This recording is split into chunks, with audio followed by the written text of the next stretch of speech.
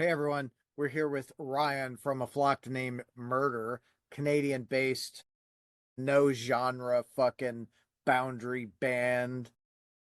Lots of like black metal elements, which is fucking fantastic. The latest album, Incendiary Sanctum, is coming out May 2nd on Hypaethral Records. Did I say that right? I always fucking say it wrong. You're pretty close. I say it as like Hypaethral Records. So yeah, you're close. I'm somewhere in the realm. Sorry, Hypaethral, whatever it is. I know we've He's a had pretty that chill dude. I'm discussion. sure he'll be okay. Yeah, for sure. He and I actually like talked a little bit online about it. I was like, I always say it wrong. He's like, that's fine. Thanks. So Ryan, first, thank you very much for your time this morning. I know how important time is for all of us and how rare of a commodity it is. So I greatly, greatly appreciate that. Well, thanks for having me here. I mean, I Sunday and Mondays are actually my weekends, so this actually works out perfect for me. So yeah, thanks for having me here, man. Hell yeah, rock and roll. I don't even know what a weekend is anymore. Um, Who it's does? all go all the time. Yeah, right. So, Yeah. I was reading about the band. It looks like you and your brother Cam started this in 2009. So you guys are 16 years into it. Of course, with A Flock Named Murder came in what with 2018 is when you changed the name. Yeah, pretty much. I mean, like we started writing music together in like 2009. We were both still in high school at the time. And it kind of just the band went through various incarnations, right? So I think it's the type of thing, if you ask both of us, we'll have different opinions on like, when the official start of the band was, because I mean, to me, the band never really broke up. It just sort of evolved in different ways. And I think it did for Cam as well, but wouldn't I know what okay, so one thing we wouldn't feel comfortable with is if it was like, okay, 2029 comes around and it's the 20th anniversary of the band. No, I mean that seems a little bit ridiculous, right? I mean, we're still kind of just getting started in a way, at least with Flock. But yeah, we changed the name in 2018. We went under the name Sovereign for many years afterward, many years before that. It was inspired by the Neurosis EP Sovereign, which is a fantastic EP if anyone hasn't heard that yet. But, we were getting a little bit tired of the name, and also there's a million fucking bands called Sovereign, and I think a few of them are already starting to catch steam. So it's like we're gonna run into a freaking name dispute at some point. We don't want there to be two Sovereigns like there is two Shinings, for instance. So, we just figured let's just deal with it. In fact, funny story about this actually. There was a gig that we played in Toronto. I think it was 2017 maybe. And someone came to that show thinking that we were a different Sovereign from Arizona. And they were told us, they're like, yeah, I thought you were a different Sovereign. I like you guys anyway. So I'm like, okay, well, at least they like us anyways. But yeah, we need to change our name. We're already getting confused for a different band. So That's cool. There, it's like I think it's so hard anymore to find like a good solid name that the band likes that isn't fucking taken anymore. You yeah. know? Yeah. I There's mean, there's oh, there's another band out of Indiana. They changed their name to Veilcast, but initially they were called Conjurer, but there was another Conjurer going that was like gaining steam. yeah. Yeah. I think those one word names in particular, it's tough to find the right one just because everyone can think of a word, right? Well, at least, Yeah. well, most people can. So yeah, it is rather tough. I'm actually going through the process of I've also been writing music for a solo project that I've got. Still has no name, and I'm still trying to think of a name for it. I'm sure I'll think of one at some point, but yeah, those one word names can be tricky. Yeah, that is the fucking truth. That's so you write a lot of fucking music. How aside from a Flocked in the solo project, what other like shit do you have going on? Because I know it's not just those two. Well, for me, it's just those two actually, but I know Cam has a few different projects. Flock I think is his main band, but he has another album that's also going to be coming out through Hypaethral Records sometime this year. This band called Witherer, and that's sort of like a black death doom hybrid. It's a lot more murky and ominous and eerie than Flock is, right? So even though we have elements of black metal, death metal, and doom as well, it's not in the really in that melodic sense. It's much more eerie. I've kind of described it as like a weird hybrid between Leviathan and the ruins of Beverast. It's really just despicably evil sounding shit. But Right on. anyways, yeah, so that's a project that Cam has. There's some other projects that he's had on the go as well that we're going to hear about in time. So he's been a busy bee of a drummer over the last few years, and it's the type of thing where a lot of things he's got on the go, but no one's hearing about it yet because it's all in the stage of coming out. But we'll hear about it soon. I mean, two of those projects are coming out already, so Yeah. Yeah. Well, and for drummers, I mean, I'm sure it's very similar where you guys are to where I am. There's like we have like five drummers in 70 different bands, oh everyone's God, yeah. like, we fucking need you. You got to play drums. Like, oh, fuck, not another one. Yeah, yeah, it's very much like that in Toronto as well. We have I mean, we have a lot of great musicians in the city, but yeah, there's definitely a shortage of drummers compared to like guitar players, for instance.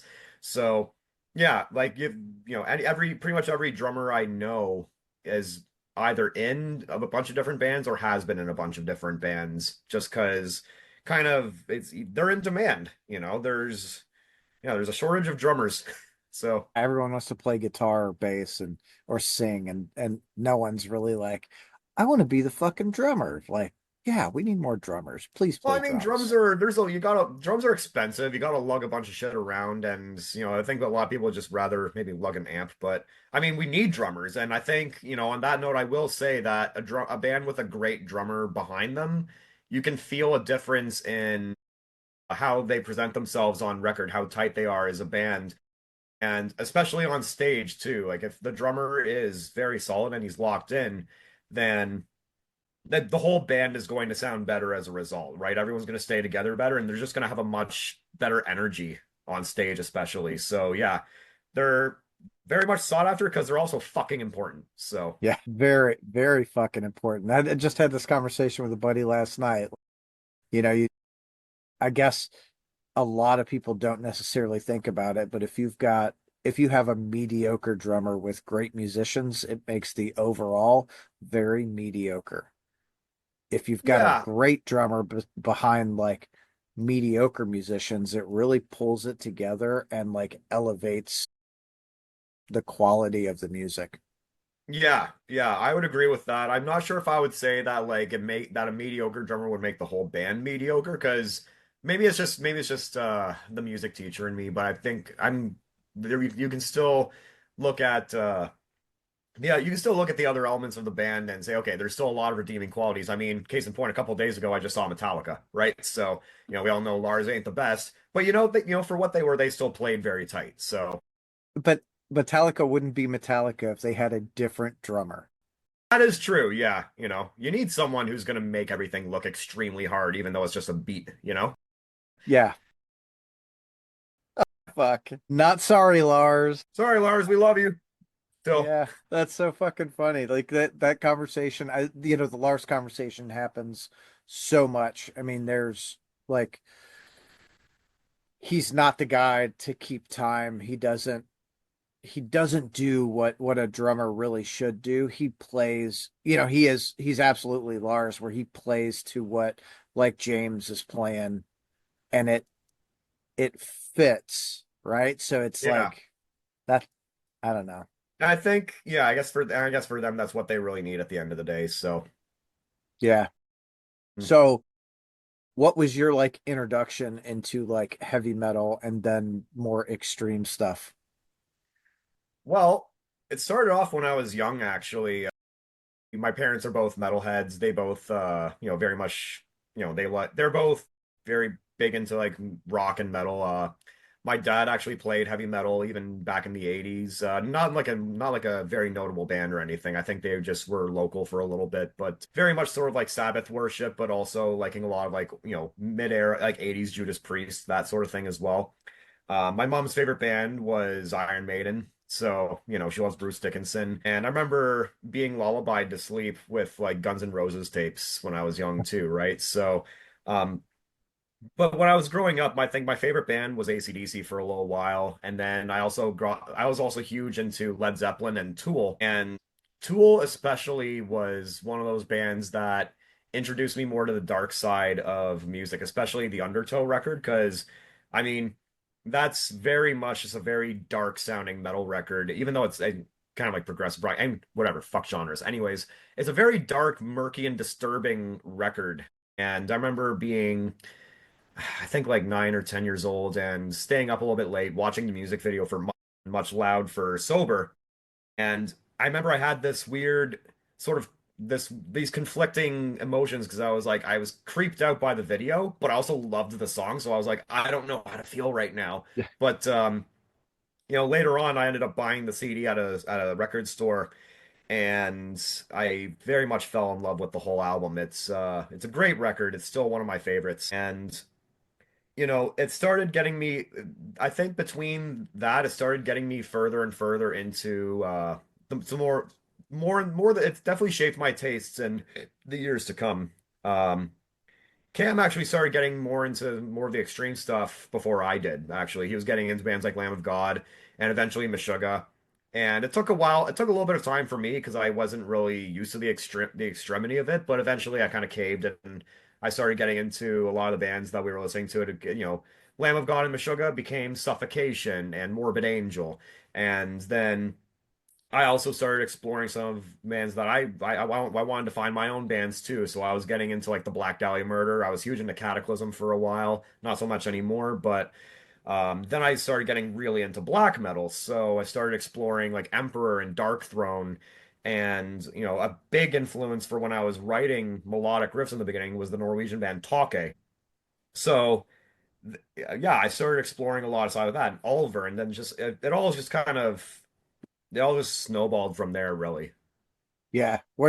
I think once you cross that like extreme threshold, it's like the fucking world opens up to all this music and you're like, oh my God, I didn't know like you could have sounds like this. What is Yeah, this going on, you know? very much. And I think that for people that are on like the outside of it, and I know like some of my students can be like this as well. I'm a guitar teacher, by the way. I'm a local guitar teacher. So, but yeah, I think a lot of people on the outside would look at this and, they hear like the screaming vocals, they have a hard time getting past that. But I think once you do get past that extreme presentation that the music has, it's such a dynamic genre. I mean, there's bands that just sound completely different, and it's such a unique art form that has gone in so many different directions that you can have 20 different bands that all sound completely unique and different. I mean, Negurabunjet doesn't sound like Blood Nord, and Blood Nord doesn't sound like Wolves in the Throne Room, and Wolves in the Throne Room doesn't sound like Agalok. Agalok doesn't sound like Neurosis, and it spirals from all of that, right? Yeah. So, Yeah. And the really cool thing is like seeing like some of these black metal bands really bring in other elements like Panopticon bringing in those bluegrass elements. So you've yeah. got blackgrass, like what the fuck? Yeah, blackgrass. I like that. Yeah. Yeah, and that's another case in point. I mean, who would have thought in a million years that you would start combining black metal with North American folk and bluegrass, right? I mean, I just know there's some people that I know that are very much on the outside where it's just they would not be able to wrap their head around it at first. Not because they wouldn't want to try. It's just like, huh? This is a thing, Yeah. right? So, and it just, in a way, it still makes the metal genre very underrated, I think, which I think it kind of needs to stay a little bit underground. Like, not to say that, not in like a true elitist sense, right? I mean, I'm all for bands getting the recognition they deserve, and Emperor headlines festivals all the time, and I think that's awesome. But it's not a mainstream genre still. It's not like it's not like pop or rap or anything like that. And I think it's where it needs to be in that Yeah. sense. Well, I think the benefit to it staying kind of where it's at is the continuous evolution. It goes from like once it hits a certain like threshold of popularity, instead of it evolving or being like productive in a sense, people start going, "Oh, I just want to sound like that," and they start really going after that. I mean, look at the new American like thrash, right? With like Lamb of God. How many Lamb of God bands have really come out of the woodwork? And I'm not shitting on Lamb of God at all. I fucking love them. I think they're great dudes, and they, they've got a Yeah, formula for writing, and they make great music. But again, they fucking hit that threshold, and everyone's like, "Ooh, I want to be that." yeah. Well, I think in that sense, a band like that is also paving the way for other bands to like they are kind of coming out of the woodwork, as you say, right? They're I guess as they continue to get that big, they're also influencing a lot of people to get into playing music, and they might continue just playing music like Lamb of God, or if their interests change over time, then those same musicians still explore those other right. So me and Cam, like we grew up on Lamb of God. We still have fond memories listening to like Ashes of the Wake and As the Palaces Burn. And my favorite album by them is still New American Gospel. I love that. I'd love to hear songs like Terror and Hubris and The House of Frank Pollard live. It's a fucking nasty ass song. I love that one. But yeah, and it's not like I'm not huge on them nowadays, but like I still have that love for the early material there. And it's still then I guess snowballed. It we kind of branched out and getting into other stuff, and like we were talking about already, we realized just how expansive this whole genre could be. Yeah, but so just kind of really looking at the album, what a like, how do I say this? First, it's fucking fantastic. It's fucking fantastic over there. Um, Thank you. because it's not just like pummeling you in the face with blast beats and black metal guitar. It takes you on a fucking journey. And I'm gonna be honest with you, like Eulogy Fields, I think is my fucking favorite, dude. Like it is the I longest love song that on the one. album, but it like right at the 12-minute mark, it fucking changes, and you're like, whoa, where are we Oh yeah. going? Yeah, I know exactly. I know the part you're talking about. It's that whole part that follows after that like 12-minute mark there. It's probably one of my favorite things we've ever done still. It's amazing. Fun fact about fun fact about that sort of composition there, because like the beginning chunks, the riffs came together gradually and we found ways to piece them together, and that long clean section um came together as I was experimenting with some really unique chord voicings, and eventually I was able to put the chord progressions together and it just sounded absolutely lovely. But the ending was a bit interesting because, the ending's actually in a different tuning compared to the rest of the song, right? So, I mean, one guitar's on a seven-string tune to drop A. The six-string guitar is just in standard, but then partway through it down tunes to drop D. So around that part where it goes boom down, the band's holding on the chord, then you're boom. So we actually dropped the tuning in the song. And we did that because that ending section I wrote separately. It was just like a spur of the moment thing. I actually played the chords that you hear initially. I played them by accident. I was trying to play one chord, but then I messed up the fingering, so I did the next one. I was like, wait, that sounded amazing. And then we kind of, I remember I was sitting beside Cam's drum kit when we came up with that, and um, yeah, so I found the chords and we kind of just started jamming that for probably for about 12 minutes because it just sounded so freaking good. So, and with what the Eulogy Fields was about thematically and just how the rest of the song was going, I was a very stubborn prick about it. I was just like, this needs to be in that song. I don't care if it's another tune. I need to find a fucking way to make it work. And the challenge then became, how do I downtune in the middle of a riff here? And I think we did it. I think we did it very well. So, but yeah, that's it was very much that was a very much a spur of the moment part, but it's still one of my favorite things we've written. It did get enhanced over time because before for a long time it was just chords, right? And chords in the picking pattern. It was all sounding really good. And for a long time we wanted to put a solo. I wanted to put a solo in this song, but I couldn't. There was a riff that I had in there that we eventually took out just because I couldn't really make the solo work over it. I wasn't coming up with any good ideas. And then we just kind of took the parts that were on either side of it, smacked them together, worked out perfectly, right? And I thought, what if I put a solo over this ending section? And then I started thinking of, well, so are you familiar with the Blood Off Nord album, Dialogue with the Stars, Memory of I Atusa am not. 2? Nope. Okay. So for you and for anyone else listening, that is an essential life-changing album. That's a must listen. It's fucking immaculate, you know? It's one of my favorite black metal albums of all time. But it has a lot of these soaring guitar leads over top that kind of just sound like you're floating through the sky. And I was like, what if I did something like that? And then that's when the whole idea train started rolling again with that. And I would say that was probably something that came to fruition like that, maybe like 6 months or almost a year before we started recording. So it was very late in the game at this point because these songs are already very old.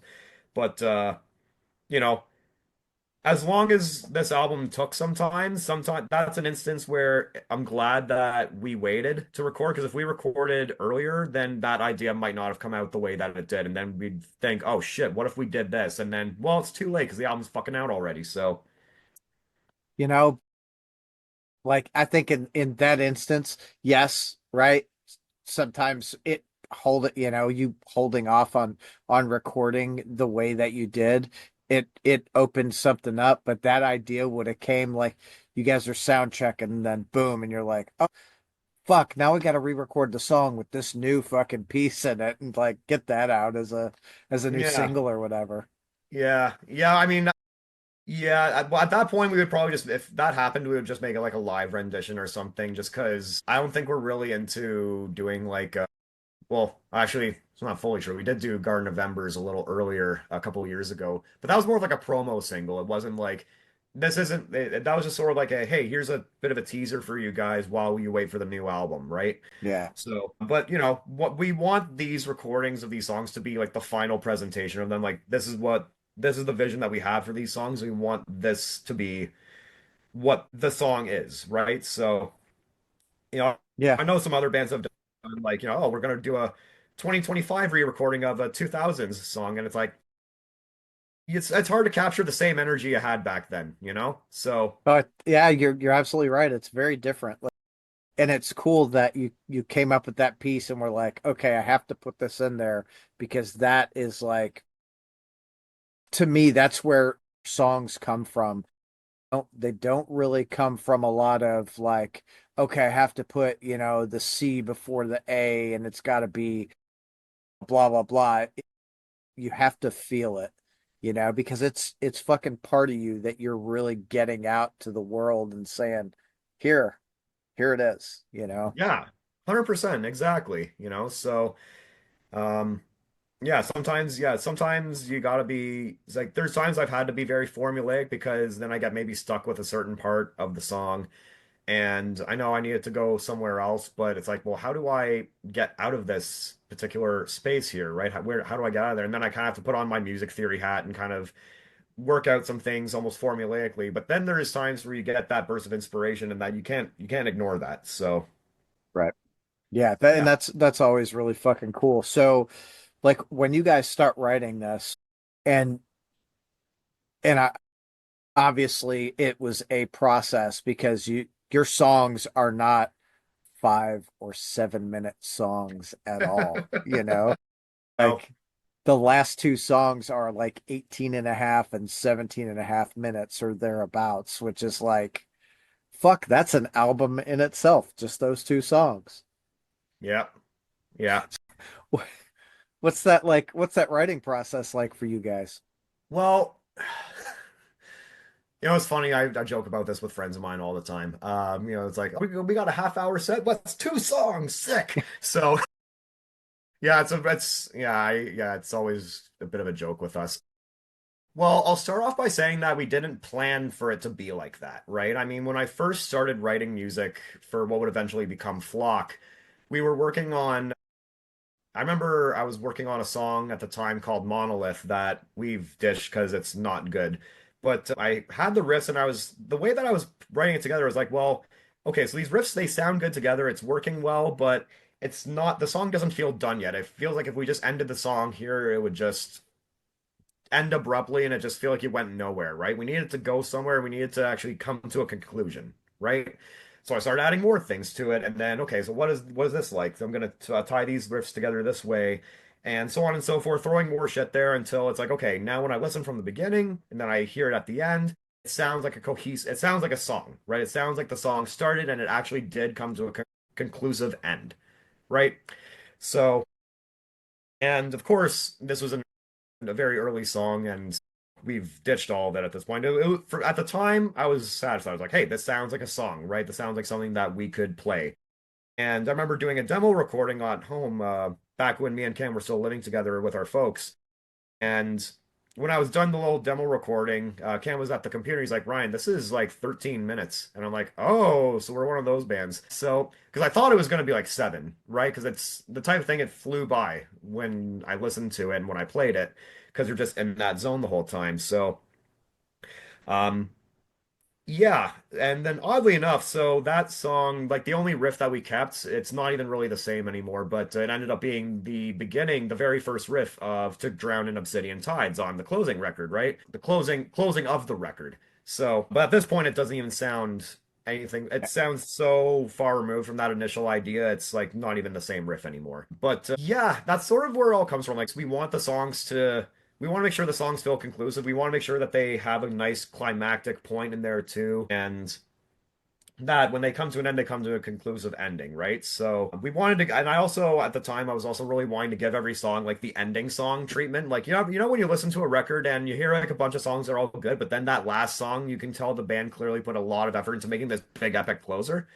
And I Yep. was thinking to myself, well, why not fucking make every song like that? Why are you half-assing the rest of this record, you schmucks? And, why don't you just do that with all of it, right? So that's what I wanted to do too. So, yeah, every song, I wanted to make sure that it can kind of feel like the end of an album in a way. And yeah, Well, it kind of just it just turned out that way, honestly. that's cool, but like every song could be an album to itself, you know, like yeah, this one's 14 minutes. This is our fucking EP. This one's 18 minutes. This is like EP number 3. Like you put all these EPs together. Like, when I first looked at like Incendiary, I was like, okay, um 4 songs, like 20-25 minutes, not a big deal. I put it on and I'm like, fuck, it's been 25 minutes and I'm into song 2. What the fuck is going on here? And I had to look at the times and go, oh, I need to allow myself more time to listen to this because holy shit. Yeah, that's we want it to be one of those instances where people forget how much time has gone by, right? So I think one of the Yeah. biggest compliments we could get is that like, man, these songs don't feel as long as they are, right? Because I think if you can if you can suck someone in so much to what you're doing as an artist that time just becomes a non-factor to them. They're just completely entranced, then at that point I think you've succeeded because that you have their attention the whole way through. They're not trying to think about, man, how much more do I have, right? So, and for that, we're trying to really make sure the songs flow smoothly. There's no jarring transitions, right? We want to make everything to feel like it carries you the entire time. It's not but not like we're trying, that's one thing that I would want to distinct. Like we don't want to be a band where we just smack a whole bunch of random shit together for the sake of it. We want there to make sure that there's a common thread, that there's common themes that happen throughout the song, so that there's a sense of familiarity still for the listener. And at the same time, we want the transitions between all those parts to be very smooth, very liquid. You don't even realize that they're happening, right? So we've had jam sessions where we've spent, hours just working out transitions, right? As odd as that sounds, I mean, those transitions, they're a big deal at the end of the day, right? So I don't think that's odd at all. Like some of my favorite things in songs are the way they transition, whether you're going from one song to the next or from the bridge to the chorus or whatever that is, right? To see how bands actually make those transitions, it kind of tells you like how much thought they put into the song. Because if they don't think about that transition and you have that like jarring fucking left turn, you're like, well, what the fuck happened there? Yeah, yeah, exactly, right. And I think that's you can tell a band's really trying to think of that whole song, whether it's 7 minutes or whether it's 17 minutes. They're thinking of it as that. They're thinking of the whole thing as a piece, a composition, rather than we're gonna have this part that's thrash metal for a little bit, and then we're just gonna hang on to this chord as an obvious break, and then go into this black metal section, and then hang on to this chord. Now it's the next section song, part one, part two, part three. I hate that fucking shit, right? It feels lazy as shit, right? Oh, Tie well, shit and together better, guys.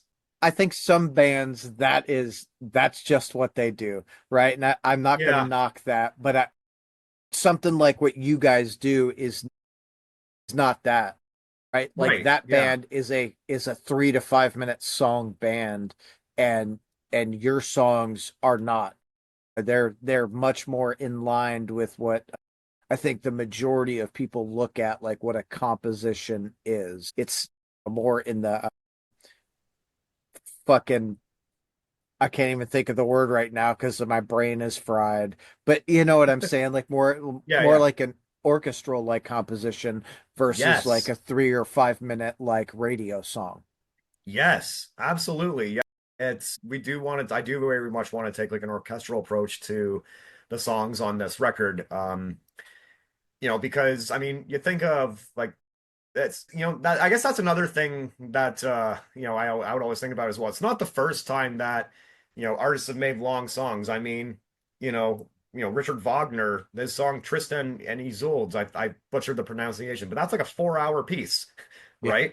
You know, yeah, and there's a lot you can say about Wagner as a person, but I mean, he was still an amazing composer, right? So, um, yeah, so it's not like a foreign thing for bands to write long songs. I think this as long as you pay attention to the composition, you have an idea of where this is going, and you make sure that there actually is like a climactic point that grips people, and it's not just 14 minutes that go absolutely nowhere, and you forget what the beginning of the song sounded like by the time you heard the end of it, right, right? right.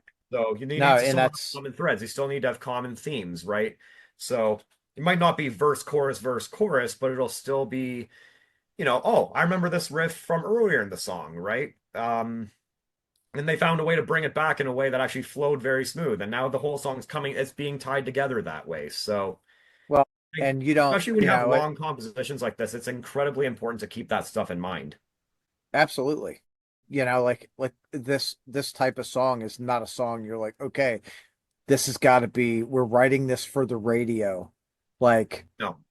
no, like someone that they have to listen, they have to be introduced, and and typically when they are in this aspect, they go, "Holy fuck, dude, this is cool!" Like, thanks, Yeah. John or Shelly or whoever the fuck introduced me to this. Like, this is fucking awesome. Yeah, I think it's the type of thing that it requires patience, right? It requires patience because you got to make sure you got to have first you have to find the time to sit down to listen to all of it. We have to make sure that you're going into it while not expecting it to just be all right. Now we're just here's the big hook right away. It's not going to be like Yeah, that kind of song, right? It's a song that requires your patience, your attention, like a good film, right? Like any great movie would, right? I mean, The Godfather's 3 hours, but how many people laud it as a masterpiece? And it is a masterpiece. It's incredible, right? So it's something that requires patience, but if you're going to require patience from someone to observe your art that way, you should make sure that they're very well rewarded, that their patience is rewarded at the end.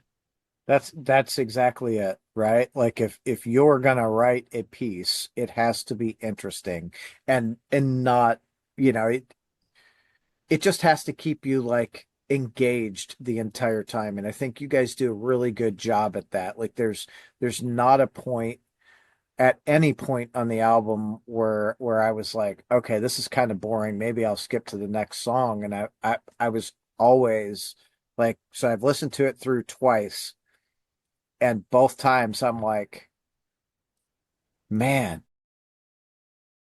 this fucking part, is super cool. And then you go into the next part, and I'm like, holy fuck, this is fucking awesome, right? And it's through the entire album. So I really hope that there are a lot of people out there that listen to it and absolutely get on board because it's not the traditional 3 minute radio friendly song. It's an actual like piece of art. Thank you very much, and I very much hope so. I hope so as well. I mean, I think what has me hopeful, I mean, I think of like how Agalloch got started and how their albums came out, and I mean, spoiler alert, they're my favorite band of all time. So I mean, of course I'm going to talk about Agalloch at least once in every interview that I have. But they were very much not doing, they weren't trying to be anything specific. They were taking their whole host of influences and writing songs that had a little bit of everything, but they weren't trying to be anything specific other than a band that sounded non-traditional, right? And to quote John in one of the interviews I've seen him there. And their albums also require patience because they're also long compositions that have a lot of different parts there too, especially if you look at an album like The Mantle, where it's just every song is completely different and you have no it took me a few listens just to wrap my head around it, but I think it's the type of thing that, and it very much like their music, our music I think is looking for a specific audience that are into that sort of thing, are into something that's a little bit more non-traditional that way. And well, I wanted to find those ears, and I want to find the ears of people that are going to give it that attention and then share it to other people that will also have that same kind of mindset. I think that's the kind of listeners that we're geared towards, really. Agre- I absolutely Yeah. agree with that. I think that well, and that's kind of the beautiful thing about like more underground music is all of that is more like grassroots, you know, someone like I can't tell you how many texts I got today on like, hey dude, have you fucking checked out this band? I got like 20 yesterday. Dude, check out this band. They're out of, Salt Lake City and these guys are out of Chicago and check these guys out. They're out of fucking Norway and I'm just like, all right, like this is these are the people I want to be around, like, Yeah. dude, check these fucking check this shit out. And I do the same thing. Hey, check this out. I think you'll really like this. Hey, check this out. Because Oh that's yeah. in my mind, it's a much better world doing that than like, oh, dude, I heard this song on the radio that was really fucking cool. Like for the 2.5 minutes they played it. Yeah. Yeah, I can agree on that. I mean, I'm not like I don't think I'm not really I of course it'd be cool if our music was played on a station like Liquid Metal or something like that, but I don't really see it happening anytime soon unless they wanted to take, Pierce Flesh Catharsis and since it's the shortest one on the album. But yeah, I very much agree with you on that. I think that's a better way of getting it into the ears of the right kind of people that are in the right mindset for what you're doing there. Because sometimes I know there's some bands in Toronto that it's like some bands even that we're friends with that are excellent, excellent fucking bands. I think just in some ways they need to find the exact audience that would appreciate what they do. Because sometimes, it's you might find some listeners that they're not really into it, but it doesn't mean what you're doing is bad. It's just you're not finding the right crowd, right? Right. Yeah. That's, So someone, I read an article probably 30 years ago and I honest to God, I couldn't tell you who the interview was with, but it in there was one of the one of the quotes was, "It doesn't matter what kind of music you make, there is an audience for it. Doesn't matter how good or yes. bad, like this person thinks you are, there's an audience for it." And I've heard some of the what I would consider some of the worst music in the fucking world. And I know Yeah. people love it. I'm just like, Yeah. okay, Yeah. Well, I personally think that every kind of music can be amazing if it's done authentically at the end of the day. So, it doesn't really matter whether it's metal or blues or even hip hop. I mean, there's like a little bit of like hip hop that like me and Cam do like, right? It's not at the top of my rotation, but I would still listen and be like, this is honest, this is authentic. And it says something that I personally find is worth saying. So, Yeah. um, but yeah, I think just as long as the music that you're playing is authentic, that's what matters at the end of the day. It's something that's honest and you're not trying to force yourself to be something that you're not, essentially, right? Yeah. Well, that's what people connect with, right? Is the authenticity. They don't Mhm. typically connect with the bullshit facade that people like to put on, Exactly, exactly. right? The fuck on. Okay, Ryan, holy shit. I feel like we've talked about everything in such a short amount of time, We've had a good conversation, man. for sure. Hmm. So dude, I greatly appreciate your time. I do have to, I've got an appointment I got to get to that my alarm just went off for, and I'm like, oh shit, I forgot about that. Uh, Oh uh, no. yeah, Yeah, such is life, but I greatly fucking appreciate it. I have personally already pre-ordered the album. I'm awesome. really looking forward to seeing it arrive at my house, and I can't wait to hear more of what you guys have coming out. Thank you very much. I'm really glad that you dig it so much, and this was fun as well. There is more on the way. We are already like writing for a third album, and it's shaping up to be quite good. So, at least I personally think so. I hope so. Of course, I'm biased. It's my own stuff. 20 More, minutes. funny enough, we actually are trying to shorten the songs this time around, so that I'd like, take the same journey, but see if we can condense it more now. So, without, shorten it, but not sell ourselves out, that sort of thing. And well, it's already shaping up to be quite good. So hopefully it won't take another 7 years to put out. Hell yeah. Let's hope not.